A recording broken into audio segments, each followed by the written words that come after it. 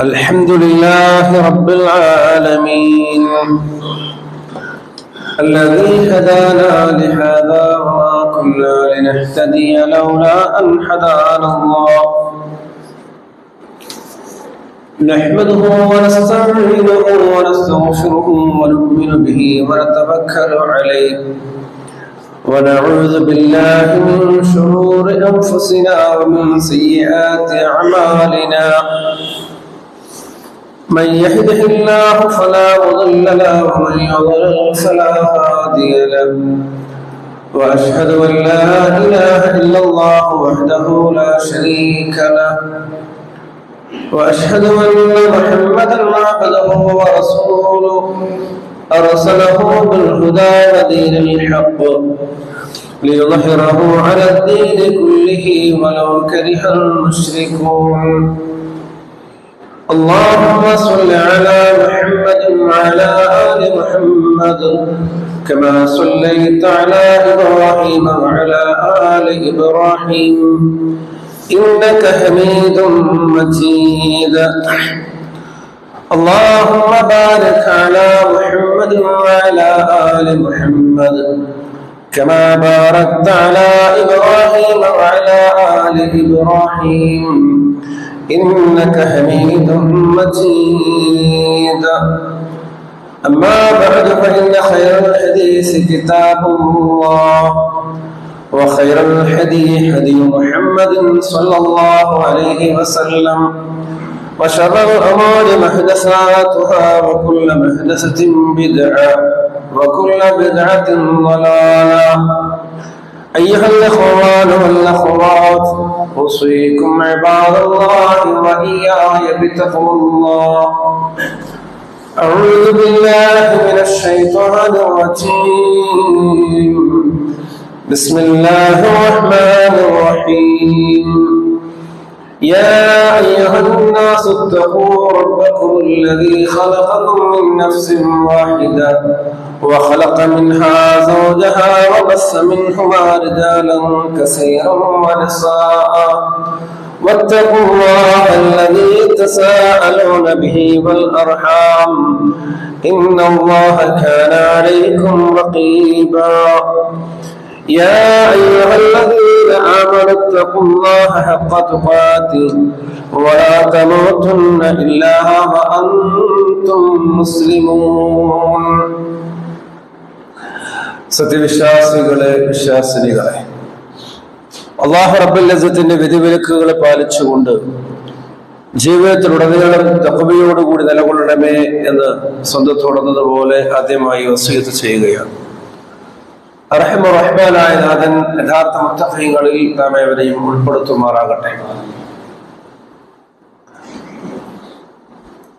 അല്ലാഹു സുബ്ഹാനഹു വ തആല മനുഷ്യനെ ഈ ലോകത്തേക്ക് സൃഷ്ടിച്ചതിന്റെ ലക്ഷ്യത്തെക്കുറിച്ച് അവൻ നമ്മെ ഓർമ്മപ്പെടുത്തുന്നുണ്ട്. വമാ ഖലഖതുൽ ജിന്ന വൽ ഇൻസ ഇല്ലാ ലിയഅ്ബുദൂൻ. മനുഷ്യരെയും ജിന്നുകളെയും നാം സൃഷ്ടിച്ചിട്ടുള്ളത് എനിക്ക് ഇബാദത്ത് ചെയ്യാൻ വേണ്ടിയിട്ടല്ലാതെ മറ്റൊന്നിനും അല്ല എന്ന്. അപ്പൊ അള്ളാഹ് സൃഷ്ടിച്ചത് അവനെ ഇബാദത്ത് ചെയ്യാൻ വേണ്ടി മാത്രമാണ്. അതാണ് അള്ളാഹു മനുഷ്യനെ സൃഷ്ടിച്ചതിന്റെ ഉദ്ദേശം.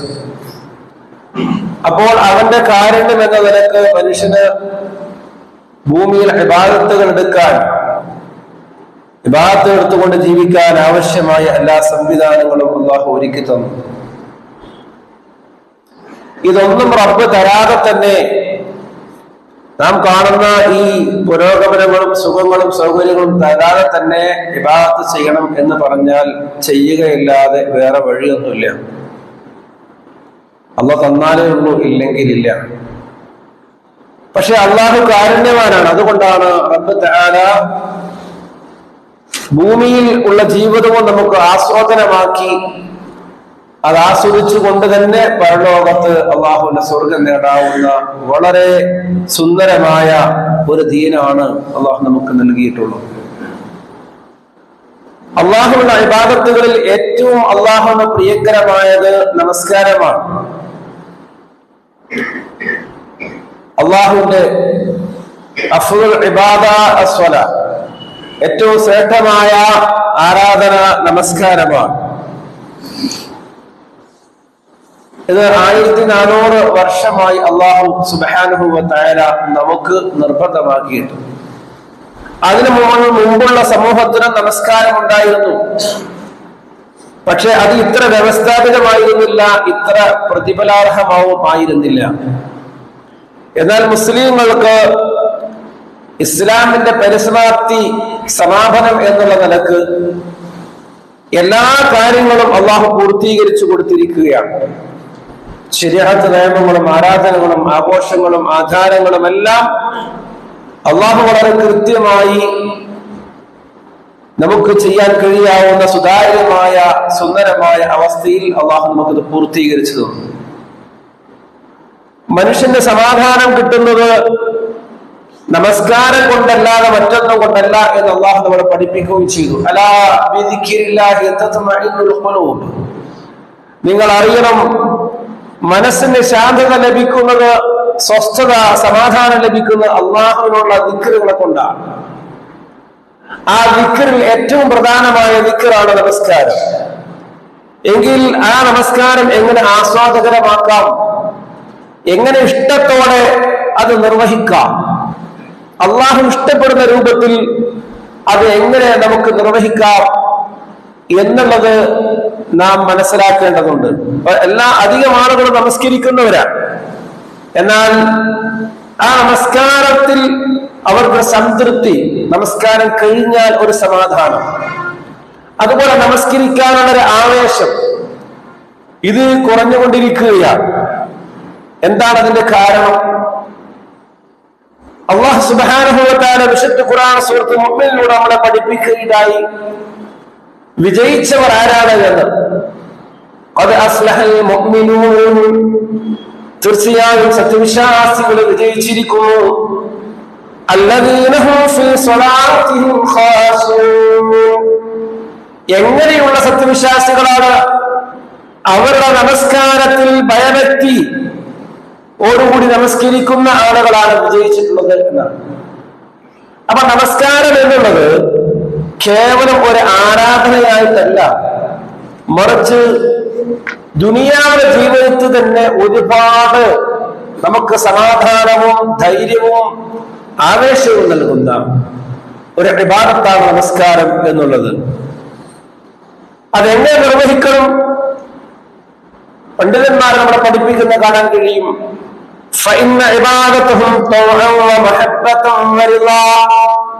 തീർച്ചയായും അവരുടെ ഇബാദത്തുകള് അല്ലാഹുവിനുള്ള കീഴ്പ്പെടലായി അനുസരണമായി കൊണ്ടാണെങ്കിൽ, അവരെ മനസ്സുകൊണ്ട് ഇഷ്ടപ്പെട്ടിട്ടാണ് നിർവഹിക്കുന്നതെങ്കിൽ,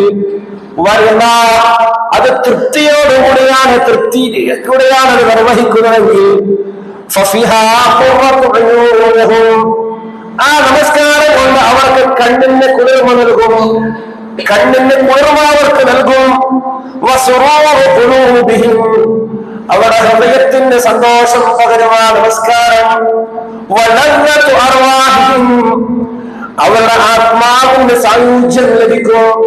നിസ്കരിച്ചു കഴിഞ്ഞാല് കണ്ണിന് വല്ലാത്ത കുളിർമ, അതുപോലെ തന്നെ ഹൃദയത്തിന്റെ മനസ്സിന് വല്ലാത്തൊരു സന്തോഷം. നമസ്കാരം കഴിഞ്ഞാൽ ഒരു പുത്തൻ ഉണർവ്, ഒരു തഖ്വ, ഒരു സമാധാനം മനസ്സിന്. നമസ്കാരം കഴിഞ്ഞ അസ്സലാമു അലൈക്കും വറഹ്മത്തുള്ളാഹ് എന്ന് പറഞ്ഞ സലാം വീട്ടി കഴിഞ്ഞാൽ ഒരു സമാധാനം, ആ മറ്റുള്ളവർക്ക് പറഞ്ഞ ആ സലാം നമ്മളിലേക്ക് ഇറങ്ങി വരുന്ന, നമ്മുടെ മനസ്സിന് അതുവരെ ഉണ്ടായിരുന്ന എല്ലാ ദുഃഖങ്ങളിൽ നിന്നും, എല്ലാ ഭയങ്ങളിൽ നിന്നും, എല്ലാ പ്രയാസവും, മനസ്സിന്റെ ശാന്തത, സ്വസ്ഥത അനുഭവപ്പെടുന്നുണ്ടോ?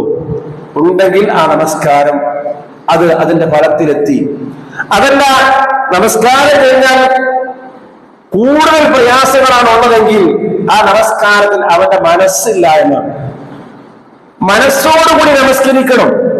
കേവലം ശരീരം കൊണ്ടോ വാക്കുകളെ കൊണ്ടല്ല നമസ്കരിക്കേണ്ടത്, ഹൃദയത്തോടുകൂടി. ആ നമസ്കാരത്തിൽ മനസ്സുണ്ടാവണം, ഹൃദയം ഉണ്ടാവണം. അതിന്റെ ഓരോ വാക്കുകളും അർത്ഥമറിഞ്ഞത് ചൊല്ലുമ്പോ അതിന്റെ കൂടെ മനസ്സിങ്ങനെ പോകണം. എങ്കിൽ ആ പ്രാർത്ഥനകൾക്കൊരു അർത്ഥമുണ്ട്. ആ പ്രാർത്ഥനകൾ റബ്ബിന് ഇഷ്ടപ്പെടും. ആ പ്രാർത്ഥനകൾ സ്വീകരിക്കപ്പെടുകയും നമുക്കതിന്റെ ഫലമുണ്ടാക്കുകയും ചെയ്യും. അതുകൊണ്ട് തന്നെ റസൂലുള്ളാഹി സ്വല്ലല്ലാഹു അലൈഹി വസല്ലമക്ക് എന്തെങ്കിലും ഒരു മാനസികമായ പ്രയാസം ഉണ്ടായാൽ അവിടെ നിന്ന് വന്നുകൊണ്ട് അല്ലാഹുവിന്റെ നമസ്കാരം നിർവഹിക്കുമായിരുന്നു റസൂൽ സ്വല്ലല്ലാഹു അലൈഹി വസല്ലമ. അതുപോലെ തന്നെ നമസ്കാരത്തിന് വേണ്ടി പള്ളികളിലേക്ക് പോകുമായിരുന്നു. നമസ്കാരം പ്രതീക്ഷിച്ച് ഇങ്ങനെ ഇരിക്കുമായിരുന്നു. അവർ പറയുകയുണ്ടായി, എന്റെ കണ്ണിന് ആനന്ദം ലഭിക്കുന്നത് അഥവാ എനിക്ക് സന്തോഷം ലഭിക്കുന്നത് നമസ്കാരത്തിനാണ്. അതുകൊണ്ട് നമസ്കാരങ്ങളെ പ്രതീക്ഷിക്കുമ്പോ ബിലാലിനെ വിളിച്ചുകൊണ്ട് റസൂൽ പറയും,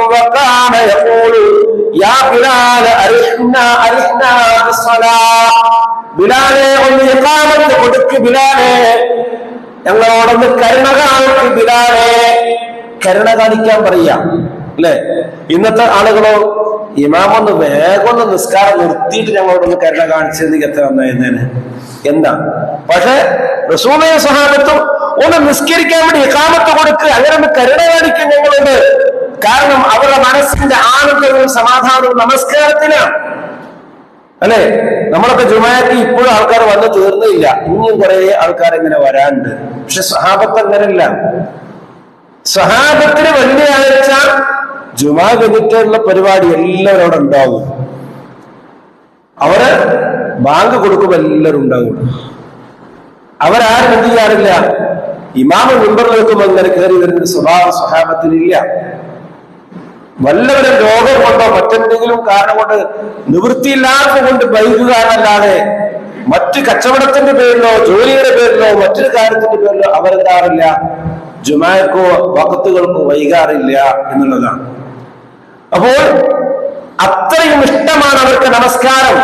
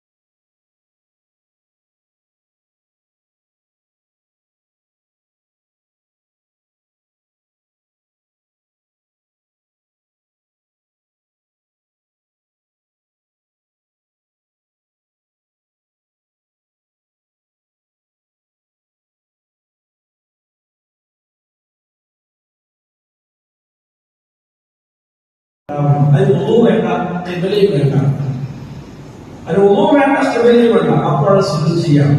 ഈ നിരക്ക് സുജൂദ് ചെയ്യാൻ വേണ്ടി തല താഴ്ത്തിയിട്ട് സുജൂദ് ചെയ്താൽ മതി, സുജൂദ് ആക്ഷൻ കാണിച്ചാൽ മതി. അങ്ങനെ ഇബാദത്തുമായി നമ്മുടെ ജീവിതത്തിൽ എപ്പോഴും ബന്ധമുണ്ടാവണം.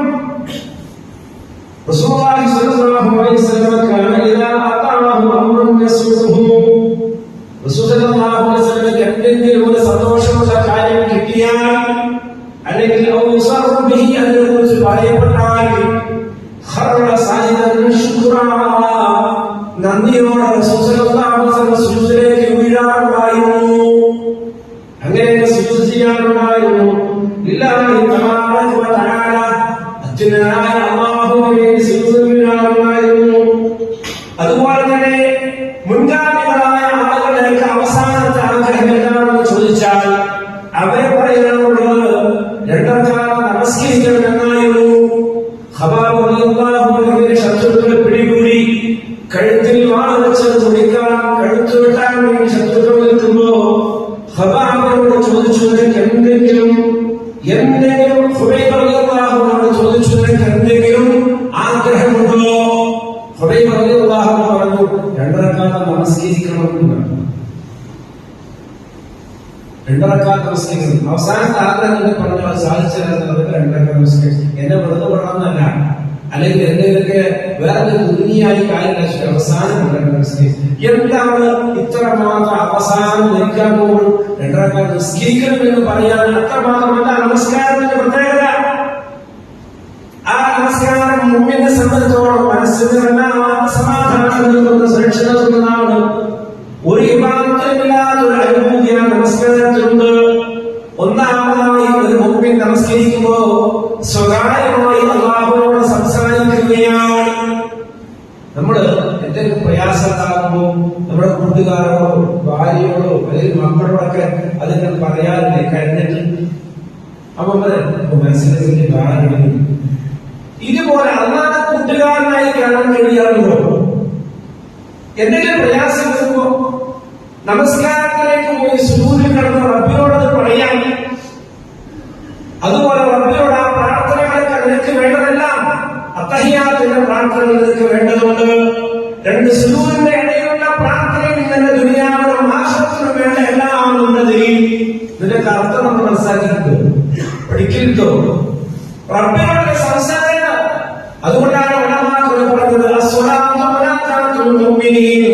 നമസ്കാരം അത് സത്യവിശ്വാസികൾ അല്ലാഹുവുമായിട്ടുള്ള കൂടിക്കാഴ്ചയാണ്, അല്ലാഹുവുമായിട്ടുള്ള മീറ്റിംഗ് ആണ് നമസ്കാരം. 5 നേരം റബ്ബിനോട് സംസാരിക്കാൻ ഒരു അവസരമാണ്. അതുകൊണ്ട് തന്നെ സുന്നത്ത് നമസ്കാരങ്ങളെ ദീർഘിപ്പിക്കാം.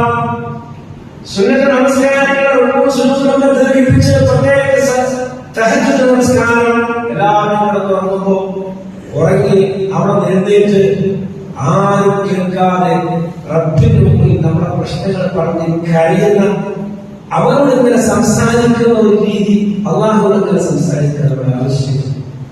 ആ റബ്ബിനോട് നമസ്കാരം സലാം വീട്ടിലിരുന്നിട്ട് പഠിച്ചോണ്ട് കൈകളെ പൊതിച്ചിട്ട് നമ്മുടെ കാര്യങ്ങളൊക്കെ പറയും. കൂട്ടുകാരോട് പറയുന്നത് പോലെ നിങ്ങളുടെ മക്കളുടെ പ്രയാസങ്ങൾ, നിങ്ങളുടെ ബിസിനസിന്റെ പ്രയാസങ്ങൾ, നിങ്ങളുടെ ശരീര രോഗത്തിന്റെ പ്രയാസങ്ങൾ, നിങ്ങളുടെ കുടുംബത്തിന്റെ പ്രയാസങ്ങൾ തുടങ്ങിയ ഭൗതികമായ, അതുപോലെ നിങ്ങൾ ചെയ്ത പാപങ്ങള്, അതുപോലെ സ്വർഗത്തിന് വേണ്ടി ഇതെല്ലാം റബ്ബിനോട് ഇങ്ങനെ കൂട്ടുകാരുടെ വർത്താനം പറയും പോലെ ഇങ്ങനെ കൈയെത്തി ഇങ്ങനെ വർത്താനം പറയാം. പറഞ്ഞു നോക്കിയിട്ടുണ്ടോ? ഇന്നൊന്നും പറഞ്ഞു നോക്കി. ഇന്ന് രാത്രി പോയിട്ട് തഹജ്ജുദ് നിസ്കാര സലാമിന് കൈയെത്തി റബ്ബിനോട് പാതിരാത്രി ആ പുലർച്ചെ ആ സുബഹിന്റെ മുമ്പ് ഫജ്റിന്റെ മുമ്പ് റബ്ബിനോട് സംസാരിച്ചു നോക്കും. വല്ലാത്തൊരു സന്തോഷത്തിന്റെ അനുഭൂതി എനിക്ക് ഉണ്ടാവുക, പ്രശ്നങ്ങൾ ഉണ്ടാവുന്നു.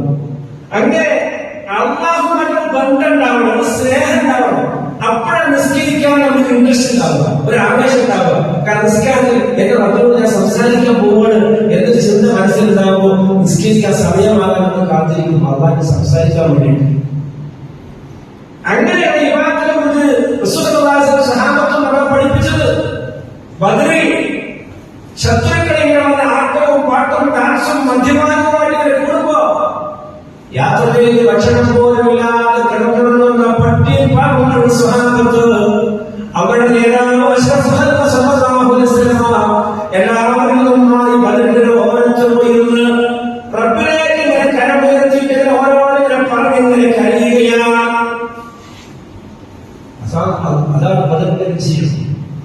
അതാണ് അതിന്റെ വിജയം.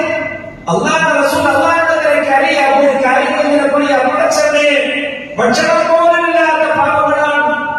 അല്ലാഹുമ്മ ഇൻ തുഹ്ലിക ഹാദിഹിൽ മസാബ, അല്ലാഹുവേ ഈ സംഘടനയെ നശിപ്പിക്കുകയാണെങ്കിൽ, പരാജയപ്പെടുത്തുകയാണെങ്കിൽ, ലൻ തഅബദ അബദാ ലൻ തഅബദ ഫിൽ അർദി അബദാ, പിന്നെ ഭൂമിയിൽ നിന്ന് ആരാധിക്കാൻ ആരുമില്ല റബ്ബേ.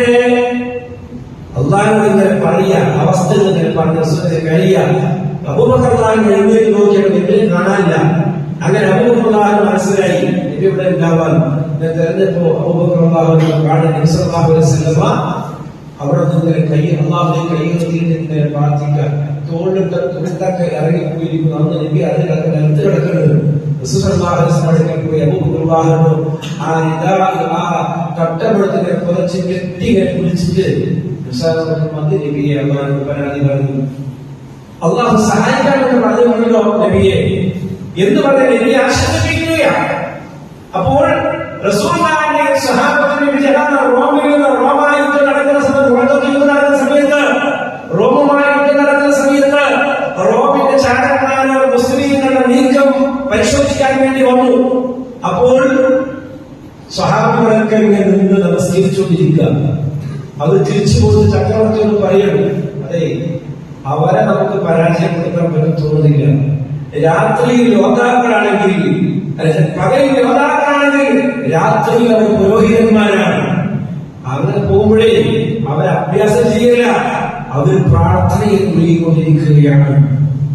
അങ്ങനെ പടച്ചുകൊണ്ട് അർപ്പിച്ചൊരു സമൂഹം. അതാണ് ഇന്നത്തെ അമേരിക്കയേക്കാൾ പവറുള്ള അന്നത്തെ റോമാ സാമ്രാജ്യത്തെ ജയിക്കാൻ അന്നത്തെ ആ നിസാരന്മാരായ ആയുധം കുറഞ്ഞ ആ സ്വഹാബത്തിന്റെ കീഴിൽ അവരുടെ മനസ്സിലുള്ള ഏറ്റവും വലിയ വിവാദത്തും ഈമാനുമാണ്. അതുകൊണ്ട് നമസ്കാരത്തിനുള്ള അമേന്താകണം.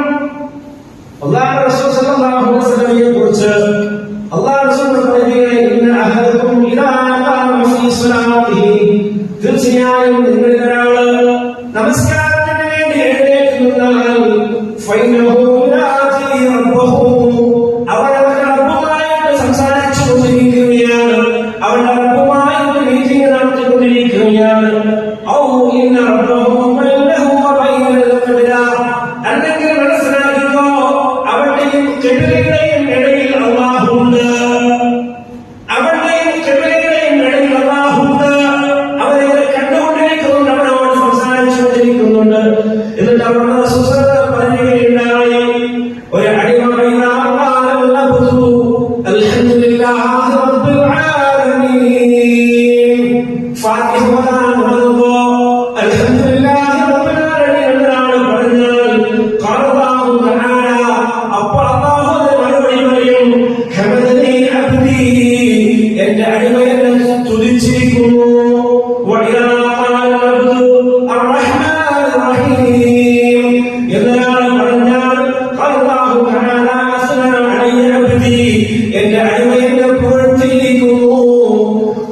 വഇദാ ഖാല മാലികി യൗമിദ്ദീൻ, അങ്ങനെ പറയുമ്പോ ഖാലല്ലാഹു തആല മജ്ജദനി അബ്ദി, എന്റെ അടിമ എന്നെ വല്ലാതെ മഹത്വപ്പെടുത്തിയിരിക്കുന്നു.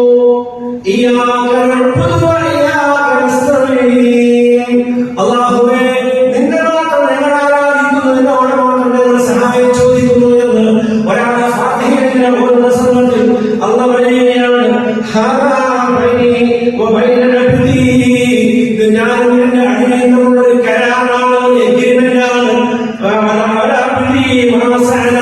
എന്റെ അടിമ എന്താണോ എന്നോട് ചോദിക്കുന്നത് അതവന് ഞാൻ കൊടുക്കും, അതവനുള്ളതാണ്. നമുക്ക് ഓർമ്മയില്ല, നമ്മൾ ഓരോ ആഴ്ച ചോദിക്കുമ്പോ അന്ന് മറുപടി ഇങ്ങനെ പറയുന്നുണ്ട്. ഓരോരുത്തരും ഓർമ്മോ അല്ലാഹു എല്ലാത്തിനും കഴിവുള്ളവരാണ്. നിങ്ങൾ എല്ലാവരോടും സംസാരിച്ചാൽ ഞാൻ പറയുന്നത് ഓരോരുത്തരും പറയുന്നത്. എന്നാൽ ലോകത്തുള്ള 750 കോടി മനുഷ്യർ ഒരേ സമയത്ത് പ്രാർത്ഥിച്ചാൽ അതെല്ലാം വെവ്വേറെ കേൾക്കാൻ അത് നിർവർത്തിച്ചു കൊടുക്കാൻ കഴിവുള്ളവരാണ് അല്ലാഹു സുബ്ഹാനഹു വ തആല. അതുകൊണ്ടാണ് അല്ലാഹു ആയത്, അതുകൊണ്ടാണ് അല്ലാഹുവിനെ വിളിക്കുന്നത്. ആ അല്ലാഹു നമ്മുടെ ഫാത്തിഹ ഓതുമ്പോ ഇങ്ങനെ മറുപടി പറയും, വഇദാ ഖാല ഇഹ്ദിന സിറാത്തൽ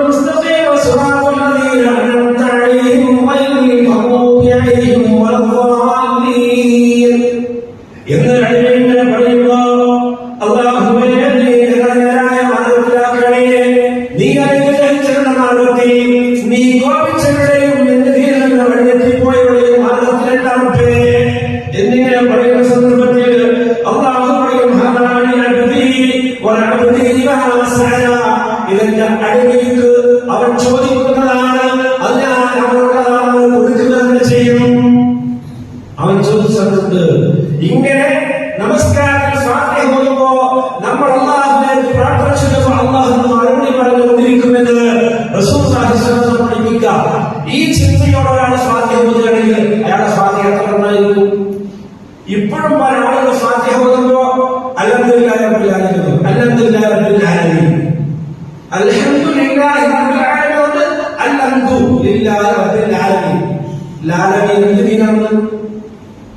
ഇങ്ങനെ മഹത്ത് ശരിയാക്കാതെ വാക്കുകൾ ശരിയാക്കാതെ ഫാത്തിഹ ഓതിയാൽ ആ നിസ്കാരം ബാക്കില്ല. ഒന്നാമത് എന്തായി? ആ രണ്ടാമത്തെ ഫർദ് പോയി, അതോടെ നിസ്കാരം പോയി. ഫാത്തിഹ അക്ഷരത്തില്ലാതെ കൃത്യമായ വാക്കുകളോടുകൂടി ഓതാൻ പഠിക്കണം. എന്നാൽ നിസ്കാരം സ്വീകരിക്കുള്ളൂ.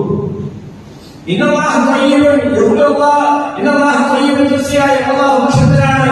ലാ യഖ്ബലു ഇല്ലാ ത്വയ്യിബ, പരിശുദ്ധമല്ലാതെ ഒന്നും സ്വീകരിക്കൂല. എങ്ങനെയെങ്കിലും അത് എന്തെങ്കിലും കാട്ടിക്കൂട്ടിയാൽ നിസ്കാരം അല്ലാഹു പരിഗണിക്കൂല. നിസ്കാരം പഠിക്കണം, എന്നിട്ട് അതുപോലെ കൃത്യമായി ചെയ്യണം. എങ്കിൽ ജീവിതത്തിൽ ശാന്തിയും സമാധാനവും ഐശ്വര്യവും ഉണ്ടാവും. മാത്രമല്ല നമസ്കാരത്തിന് വേണ്ടിയുള്ള നടത്തമുണ്ടല്ലോ, ആ നമസ്കാരത്തിന് വേണ്ടി വീട്ടിൽ നിന്ന് നടന്നു വരുന്ന ഓരോ പുണ്യമാണ്. അല്ലാഹു റസൂൽ പറഞ്ഞു, നിങ്ങൾ നമസ്കാരത്തിന് വേണ്ടി വയ്ക്കുന്ന ഓരോ കാര്യങ്ങളും ഒരു സദഖ കൊടുക്കുന്ന കൂലിയാണ്. നടന്നു വരുമ്പോഴേ സദഖ കൊടുത്തുകൊണ്ടിരിക്കുന്ന കൂലിയാണ്. അത്രയും പുണ്യമാണ്. മാത്രമല്ല അതുകൊണ്ട് ഒരു കാര്യം വെക്കുമ്പോൾ ഒരു പാപം കൊടുക്കുകയും മറ്റൊരു കാര്യം വെക്കുമ്പോൾ ഒരു പദവി അല്ലാഹു ഉയർത്തുകയും ചെയ്യുന്നത് അല്ലാഹുവിന്റെ റസൂൽ സ്വല്ലല്ലാഹു അലൈഹി വസല്ലം പഠിപ്പിക്കുന്നു. മാത്രമല്ല ഏതാണ് വീട്ടിൽ നിന്ന് ഏറ്റവും നല്ല രൂപത്തിൽ ഉളൂ ചെയ്യുന്നുവോ, എല്ലാവരും ഏറ്റവും നന്നാക്കി അതിനെ നിൽക്കുക. ഇപ്പോഴും പല ആളുകളും തളർന്നു ഇങ്ങനെ കാട്ടില്ല. ഉത്തരേന്ത്യയിൽ അസ്ലാമിലേക്ക് പറയും പോലെ ഇങ്ങനെ കാട്ടില്ല അല്ലേ? തല അല്ലാഹു സുബ്ഹാനഹു ഒരിക്കലും ഇങ്ങനെ നടന്നിട്ടില്ല. രണ്ട് കൈമേൽ വെച്ച് പിന്നേക്ക് കടന്ന് അങ്ങനെ മുന്നിലേക്ക് കൊണ്ടുവരുന്ന രീതി റസൂൽ പഠിപ്പിച്ചിട്ടുള്ളത്. അതുപോലെ തന്നെ ചെവിയുടെ ഉള്ളും കുറവും ഇങ്ങനെ തോണ്ടല, ചെവി തോണ്ടലല്ല, ഈ വിരല് എല്ലാ കുഴികളും കയറി ഇറങ്ങിയിട്ട് കടണം. അങ്ങനെ ചെവി വൃത്തിയായി തടവണം. പിന്നെ കുറെ ആൾക്കാരാണ് കഴുത്ത് ഇങ്ങനെ ഇങ്ങനെ കാട്ടല്. അതൊന്നും ഓർമ്മയിലുള്ളതല്ല. അവയവങ്ങൾ കയറ്റി കഴുകാൻ പറഞ്ഞാൽ അത് മുഖം ഇങ്ങനെ ഇതുവരെ ഉള്ളൂ, അത് പെരടിയിരിക്കുന്നില്ല. കഴുത്തും പെരടൊക്കെ കുളിച്ചിട്ട് വേണം, അത് പിന്നെ കഴുകണം. ഒന്നും എടുക്കുമ്പോൾ കഴുത്ത് മരുന്ന് കഴുകേണ്ട ആവശ്യമില്ല. അതേപോലെ തന്നെ കൈകളും കാലുകളുമൊക്കെ അല്ലാഹു പഠിപ്പിച്ചതുപോലെ കൃത്യമായി ഏറ്റവും നന്നായി ഉപയോഗിച്ചിട്ടുണ്ട്. അവന് വീട്ടിൽ നിന്ന് നടന്നു വന്നു കഴിഞ്ഞാൽ, പള്ളിയിലേക്ക് നടന്നു വന്നാൽ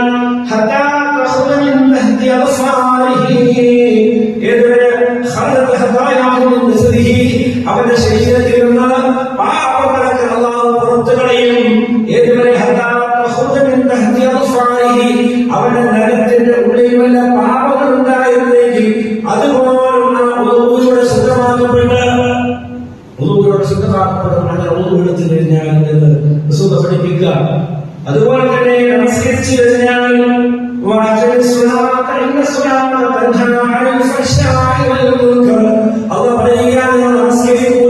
നമസ്കാരം വരുന്നുണ്ടോ? തീർച്ചയായും നമസ്കാരം എല്ലാ നീചമായ പ്രവൃത്തികളിൽ നിന്നും നിഷിദ്ധമായ കർമ്മങ്ങളിൽ നിന്നും തടയുന്നതും. കൃത്യമായി നിസ്കരിക്കുന്ന ഒരാള് സംസാരിക്കുമ്പോ അവരുടെ വാക്കിലുണ്ടാവും ഒരു കൺസേൺ. അവരില്ല ആ സംസാരത്തിൽ മറ്റുള്ളവർ പരിഹസിക്കണോ, വൃത്തികളുടെ വാക്കുകൾ ഉപയോഗിക്കണോ, അല്ലെങ്കിൽ ഉറക്ക നിലവിളിക്കുന്ന ഒരു സ്വഭാവം നിസ്കരിക്കുന്നവർക്കുണ്ടാവില്ല. അതുപോലെ തന്നെ നിസ്കരിക്കുന്ന ആളുകൾ ഇരിക്കുമ്പോൾ പോലും ശ്രദ്ധിക്കും. വേറെ ആളുകൾ ഡ്രസ്സുകൊണ്ട് നിസ്കരിക്കണം, എപ്പോഴും ശുദ്ധമായിരിക്കുന്നവര്. അതുപോലെ തന്നെ നമസ്കരിക്കുന്ന ആളുകൾ മറ്റുള്ള ആളുകൾ ചെയ്യുന്നത് പോലെ ഉള്ള തിന്മകളൊന്നും ചെയ്യില്ല. അവർക്ക് ഭയം ഉണ്ടാവും, മനസ്സിൽ ഭയം കൊടുക്കുമ്പോൾ തത്വമുണ്ടാവും. മാനുഷികമായ ചെറിയ തെറ്റുകൾ വരാം, അതവരുടെ പുറത്തു കൊടുക്കും. പക്ഷെ വലിയ വലിയ തെറ്റുകളും നിസ്കാര തെറ്റുള്ള ആളുകൾ പോയി പെടുകയില്ല. അങ്ങനെ ആ നമസ്കാരം അവർക്ക് സെൽഫ് കൗൺസിലിംഗ് ആയിട്ട് അല്ലാഹു സുബ്ഹാനഹു മാറ്റും. എന്ന് അല്ലാഹു സുബ്ഹാനഹു വ തആല സൂറത്തുൽ അൻകബൂത്തിൽ നമ്മളെ പഠിപ്പിക്കുകയാണ്. മാത്രമല്ല മഹാനായ പണ്ഡിതൻ യഹ്യ ഇബ്നു മുഅാദ് റഹിമഹുല്ലാഹ് പറയുകയുണ്ടായി, ലോകത്തിന്റെ സന്ദർഭത്തിൽ ഭക്ഷണം കഴിക്കാൻ നിങ്ങൾക്ക് ഇഷ്ടമുണ്ടാവില്ലല്ലോ, ആ ഭക്ഷണം ശരീരം സ്വീകരിക്കില്ല. അതേപോലെ തന്നെ പാപങ്ങൾ നിറഞ്ഞു നിൽക്കുന്ന ആത്മാവിൽ നിന്നുള്ള ആരാധനകൾ സ്വീകരിക്കപ്പെടില്ല. ഒരു രോഗിയായ ആൾക്ക് ഭക്ഷണം കഴിക്കാൻ പറ്റുള്ളൂ, അതുകൊണ്ട് കഴിയില്ല. അതേപോലെ തന്നെ പാപം നിറഞ്ഞ മനസ്സുമായിട്ട് ഇബാദത്ത് ചെയ്യാൻ ആ മനസ്സിന് തത്വമുണ്ടാവില്ല. ചില ആൾക്കാർ പറഞ്ഞ് നിസ്കരിക്കാൻ തുടങ്ങിയിട്ട് കുറെ കാലമായി, നിസ്കാരത്തിന് കുഴപ്പമില്ല, നിസ്കരിച്ചതിന് കുഴപ്പമാണ് അല്ലേ? ചെയ്യുന്ന തെറ്റുകൾ നിർത്താതെ നിസ്കരിക്കാൻ പറയുമ്പോൾ ചെയ്യുന്നുണ്ടാവും, നിസ്കരിച്ചിട്ട് കൂടുതൽ ചെയ്യുന്നുണ്ടാവും. പിന്നെ നിസ്കാരം സമാധാനം ഉണ്ടാകും. നിസ്കാരം എന്ന് പറഞ്ഞ ഒരു ഇബാദത്താണ്, തൗബയാണ്, അല്ലാഹുവിന്റെ അടുപ്പമാണ്. അത് ചെയ്യുമ്പോ കബായിറായ ആ തെറ്റിന് വലിയ വലിയ തിന്മകൾ നിർത്തിയിട്ട് വേണം ചെയ്യാൻ. അത് ചെയ്യാതെ തിന്മകൾ നിറഞ്ഞ മനസ്സോടുകൂടി വന്ന് ഇബാദത്ത് ചെയ്താൽ ആ മാധുര്യം സമാധാനം ഹൃദയത്തിന് ലഭിക്കുകയില്ല എന്ന് മഹാന്മാരായ പണ്ഡിതർ നമ്മളെ പഠിപ്പിക്കുകയാണ്. മാത്രമല്ല അപ്പോൾ അല്ലാഹുവിന്റെ സംരക്ഷണം ഉണ്ടാവും നമസ്കാരത്തിൽ. രണ്ടാമതായിട്ട് എല്ലാ അപകടങ്ങളിൽ നിന്നും അല്ലാഹു കാത്തുരക്ഷിക്കും. നമസ്കാരം കൊണ്ട് അപകടങ്ങളില്ല കാത്തുരക്ഷിക്കും. പറയാനേ കണ്ണ് കൊള്ളേണ്ടതായിരുന്നു, മൃഗത്തിൽ കൊണ്ടുപോയി റബ്ബ് തആല നമസ്കരിക്കുന്നവരെ അല്ലാഹു കാവലുള്ളവർക്ക് റസൂലുള്ളാഹി സ്വല്ലല്ലാഹു അലൈഹി വസല്ലം പറയുകയുണ്ടായി, മൻ സല്ല സുബ്ഹ ഫഹുവ ഫീ ദിമ്മത്തില്ലാഹ്. ഏതൊരാൾ സുബ്ഹി നമസ്കാരം ജമാഅത്തായി നമസ്കരിക്കുന്നുവോ അവൻ അല്ലാഹുവിന്റെ സംരക്ഷണത്തിലാണ് എന്ന്. സുബ്ഹി നമസ്കരിക്കാൻ സുബ്ഹി കൃത്യമായി നമസ്കരിച്ചാൽ അവൻ പിന്നെ വൈകുന്നേരം വരെ അല്ലാഹുവിന്റെ സംരക്ഷണം അത് കിട്ടി എന്ന്. എന്നാൽ ബഹുരാസം നമസ്കരിക്കാനല്ല, സുബ്ഹിക്കുള്ള പുണ്യം എടുത്തു പറഞ്ഞതാണ്. അതുപോലെ തന്നെ റസൂലുള്ളാഹി പറഞ്ഞു, മുനാഫിഖുകളുടെ പ്രത്യേകമായ ലക്ഷണം അവർ സ്ഥിരമായി സുബ്ഹിയും ഇശയും നഷ്ടപ്പെടുത്തും എന്നാണ്. അപ്പൊ ചിന്തിക്കുക, ഞാൻ ആ ലിസ്റ്റിൽ ഞാനുണ്ടോ?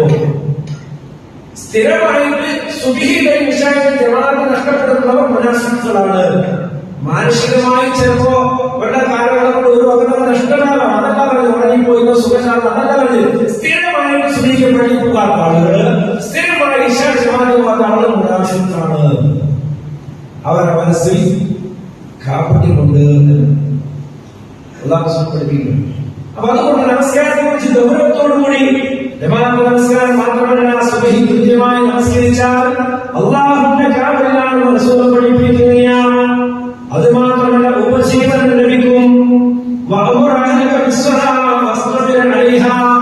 സൂറത്തുൽ ഖാഹിറ പറയുകയാണ്, വഅമുർ അഹ്ലക ബിസ്സലാത്ത്, കുടുംബത്തിനോട് നമസ്കരിക്കാൻ കൽപ്പിക്കുക.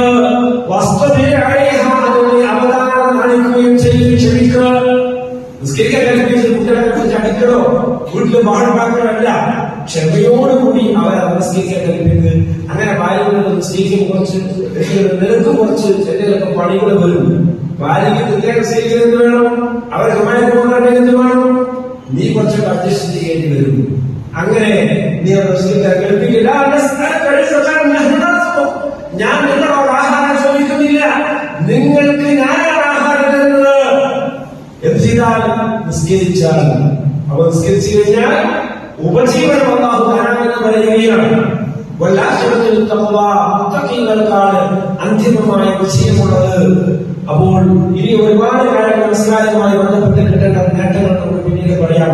അപ്പോൾ അല്ലാഹുവിന്റെ കാവലുണ്ടാവും. അതുപോലെ തന്നെ നമ്മുടെ ഉപജീവന റിസ്ക് അല്ലാഹു വർദ്ധിപ്പിച്ചെടുക്കുകയും ചെയ്യും. അല്ലാഹു സുബ്ഹാനഹു വ തആല കൃത്യമായി നമസ്കരിക്കുന്നതിൽ അല്ലാഹു ഉൾപ്പെടുത്തുമാറാകട്ടെ. ഇന്നൽ ഹംദലില്ലാഹ് كثيرا طيبا مباركا فيه ربنا ويرضى. وصلى الله وسلم على نبينا محمد وآله. يا أيها الذين آمنوا اتقوا الله حق تقاته ولا تموتن إلا وأنتم مسلمون. സത്യവിശ്വാസികളെ വിശ്വാസികളെ യഥാർത്ഥത്തിൽ അല്ലാഹുവെ ഭയപ്പെട്ടുകൊണ്ട് ഭയപ്പെട്ട മുസ്ലിമായി മാത്രം ഈ ലോകത്തിൽ നിന്ന് വിടപെടണേ എന്ന് സ്വന്തത്തോടൊപ്പം പോലെ വസീയത്ത് ചെയ്യുന്നു. അല്ലാഹു അനുഗ്രഹിക്കുമാറാകട്ടെ. നമ്മൾ ചർച്ച ചെയ്ത നമസ്കാരത്തിന്റെ ശ്രദ്ധയെ കുറിച്ച് കാണുന്നു. അതെങ്ങനെ നമുക്ക് മനസ്സിനെ ശാന്തമാക്കാം എന്നുള്ളതിന്റെ ഒരു ആമുഖമാണ് നമ്മൾ പറഞ്ഞത്. അപ്പോ നമസ്കാരത്തിൽ നമുക്ക് കിട്ടുന്നില്ല എന്നുണ്ടെങ്കിൽ മനസ്സിന് സമാധാനമില്ല, ജീവിതത്തിന് മുന്നേറ്റമില്ല എന്നൊക്കെ പറയുന്നുണ്ടെങ്കിൽ അതിന്റെ പ്രശ്നം എവിടെയാണ്? ശരിക്കും നിസ്കരിക്കുന്നില്ല എന്നതാണ്. നിസ്കാരം ശരിക്കുന്നത് അള്ളാഹു പഠിപ്പിച്ചതുപോലെ നമസ്കാരം കൃത്യമാക്കിയിട്ട് ആ തത്വത്തോടെ നിസ്കരിച്ചാൽ അള്ളാഹു സഹാബത്തും എല്ലാം നേടിയെടുത്തത് ആ നമസ്കാരത്തിനാണ്. നമുക്കും അതിന്റെ ഘട്ടത്തിന്റെ വഴിയുള്ളൂ. നമ്മുടെ സഹോദരങ്ങളൊക്കെ ഫലസ്തീനിൽ പ്രയാസപ്പെടുകയാണ്. അല്ലാഹു സുബ്ഹാനഹു വ തആല അവർക്ക് ഇബാദത്തുകൾ നിലനിർത്താനും മനസ്സിന് ധൈര്യവും സമാധാനവും അല്ലാഹു പ്രദാനം ചെയ്യുമാറാകട്ടെ. വിജയവും സുരക്ഷയും അല്ലാഹു നൽകുമാറാകട്ടെ. ലോകജനങ്ങളുടെ മനസ്സ് അവരിലേക്ക് അല്ലാഹു തിരിക്കുമാറാകട്ടെ. ശത്രുക്കളുടെ എല്ലാ തന്ത്രങ്ങളും ആയുധങ്ങളും അല്ലാഹു പരാജയപ്പെടുത്തുമാറാകട്ടെ. ആത്മാർത്ഥമായി എല്ലാവരും ദുആ ചെയ്യുന്നു. اللهم اغفر للمؤمنين والمؤمنات والمسلمين والمسلمات الأحياء منهم والأموات إنك مجيب الدعوات يا قاضي الحاجات. اللهم أجرنا من النار، اللهم أجرنا من النار، اللهم أجرنا من النار. ولا تشف حلقنا بالنار ولا تجعلنا من حطب النار، وإنها بئس الدار وبئس المثوى وبئس القرار.